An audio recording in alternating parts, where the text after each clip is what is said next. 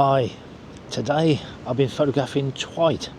Now, all of the video I've been doing with the G9 Mk2, but at one point I got separated from my camera bag. I left the camera bag about 30 meters behind me. I'd been moving closer up towards these Twite, and then I wanted to take stills pictures. Well, I've hardly done that on the G9 Mk2 since I've had it. I've quickly adopted this policy of stills pictures with the OM-1, video with the G9. So I came to take stills pictures and I couldn't do it. It's amazing how much difference it makes to use a camera you're familiar with. And what had gone wrong is the left hand dial on top of the camera had got turned accidentally. And come to think of it, if I was to do a review of this camera, I'd criticise it for being very loose. It's very easy to knock it. So it took me several minutes to work out what was wrong before I started taking stills pictures with it. And then I went back to the camera bag and I brought the OM-1 across and took more stills pictures with that. But with the video, I'm very familiar with this now, and it's lovely to use. The autofocus is much better than any other camera I've used in video mode. And the Twite, well, they're a bit twitchy. You can get close to Twite, especially on the moorlands where they breed. When they're just singing from the tops of gorse bushes, they're very approachable. But here they're a little bit twitchy. So at one point I put the 2x extender on the OM-150 to 400mm lens. I've got the 1.25 extender in place as well, and on top of that I put the 2x digital magnification on. I'll do the sums when I get home and work out what the magnification was, but it's very difficult to get the tripod steady because you've only got to touch it slightly at that magnification. You get a lot of vibration, but you can't line up on it very easily. I've got my lighter tripod at the moment because I've had to walk a long way. If I was to come back here tomorrow, I'd carry the heavier tripod now that I know where I've got to come to. The rocks these birds are sitting on is absolutely gorgeous, a fantastic perch.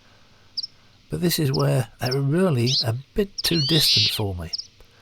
So we've got the 100 to 400mm lens on at 400mm. We've got the built-in 1.25 extender that takes us to 500mm. It's a 2x crop factor on a micro four thirds, so that makes it 1000mm, 2x extender, 2000mm, and then the built-in digital multiplier by 2, 4000mm. On top of that, we're shooting video, so that will take it to over the equivalent of a 5000mm lens. Quality's not bad.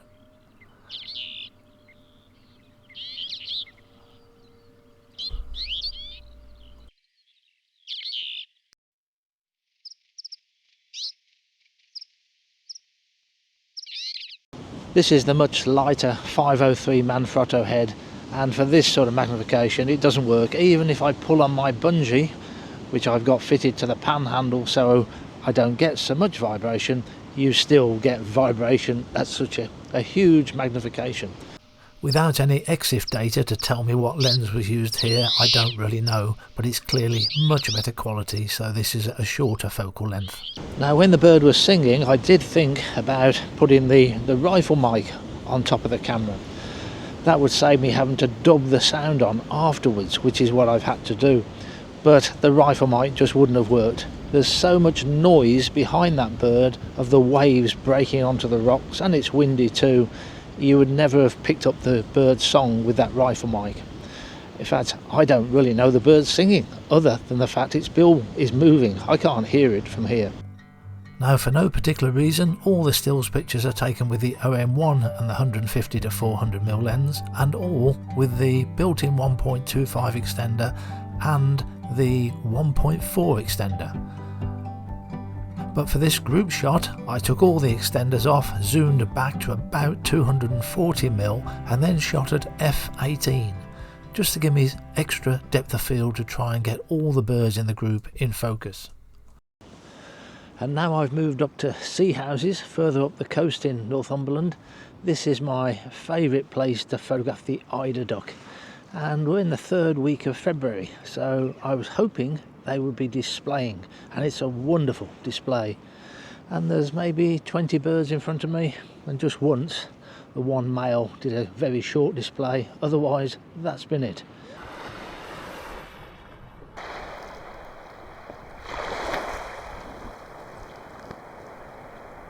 It's an attractive beach to be taking pictures on, but I like it when the ducks are at the water's edge with the waves lapping around the feet. That's the most attractive part.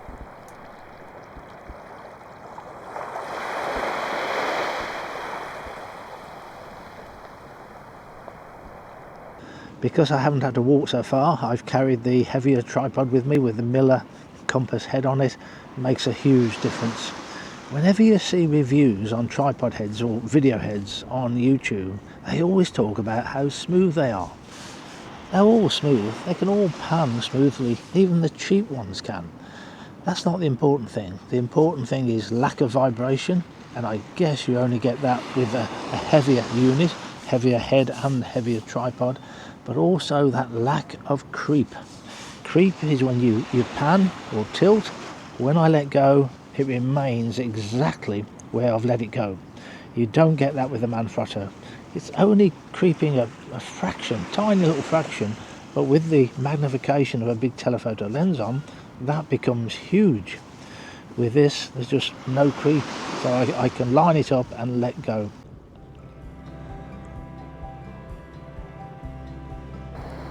There's some seaweed on the boat ramp, so there's a sort of natural rocky outcrop for the male and female to perch on.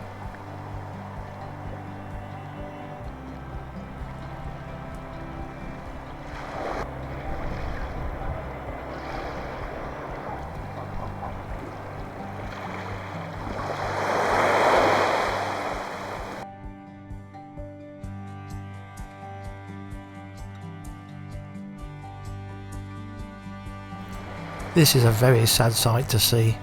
Fishing net wrapped around the bird's neck and round its legs. Will it survive? It could well just get snagged onto something and then it drowns.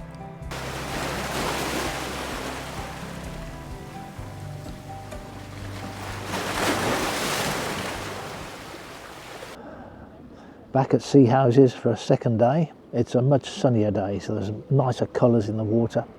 The main thing of interest has been the turnstones. They're running along the tide line and I'm trying to do them in slow motion. It's quite difficult to keep them in the frame. They really do move and you've got to pan this camera very fast to keep up with them. But at least it autofocuses. Even at 120 frames per second, it manages to autofocus quite well. I think you can see it's better when you're at the slower frame rates because subject detection doesn't work at 120 frames per second. You need the slower frame rates for subject detection, but it does track quite well.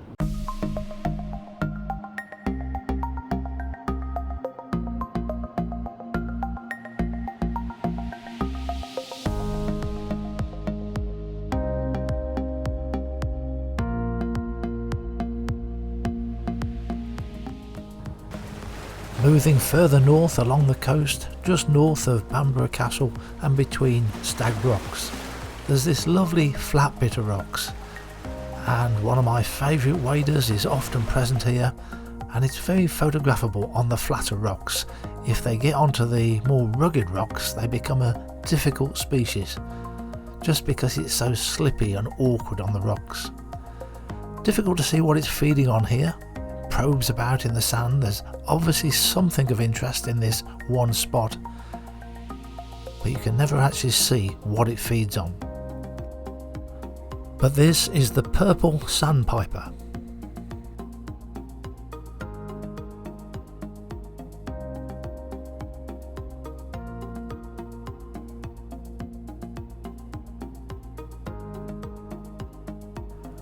And here it starts to feed sideways. It's putting its head under the water and the bill is at an angle. Now obviously it can't go so deep now. There must be an advantage to feeding like this.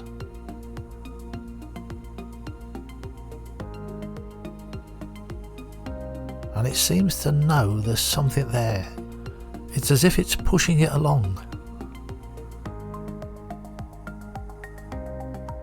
And it's got it. That was a very small crab, I think. And just a few stills pictures. Again taken with the OM-1, 150 to 400. Your shutter speed is almost irrelevant here. can be quite a slow shutter speed. It doesn't really matter. The lens is nearly always wide open. Purple sandpipers are experts at judging waves. If a wave is going to be coming in too close, they know it. It's a really good instinct they have for it.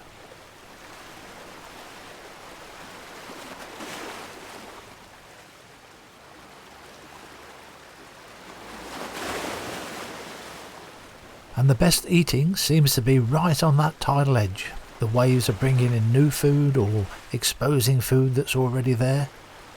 But it's where they spend most of their lives, on the edge of the tide.